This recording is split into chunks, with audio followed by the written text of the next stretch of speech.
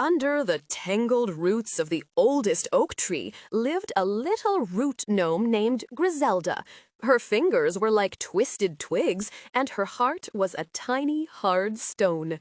Grizelda was a hoarder. She loved to collect things, shiny acorns, smooth pebbles, and especially the sweet, red winter berries that fell from the holly bush.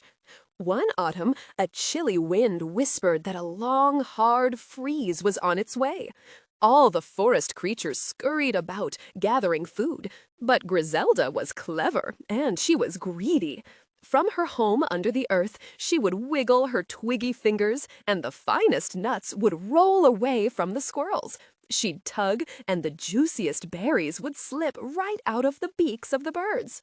Soon her burrow was overflowing with treasures, while the forest floor above was bare. Grizelda cackled, patting her giant pile. "All mine," she chuffed, "all mine." But that night, as the wind howled, a tiny field mouse, shivering with cold and hunger, tumbled down one of her tunnels.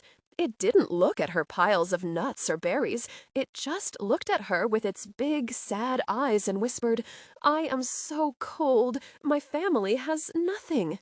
Grizelda looked at the shivering mouse, then at her enormous, silent pile of food.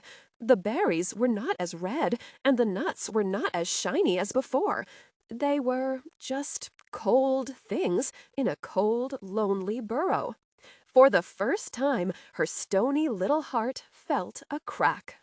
Slowly, she nudged a perfect fat acorn toward the mouse. "Here," she grumbled. The mouse nibbled it gratefully, and its warmth seemed to fill the burrow more than all her treasures combined. The next morning, Grizelda pushed a small pile of berries out onto the forest floor. She watched from her tunnel as the birds and other creatures found them, chirping with delight. And Grizelda learned that a treasure isn't warm until you share it.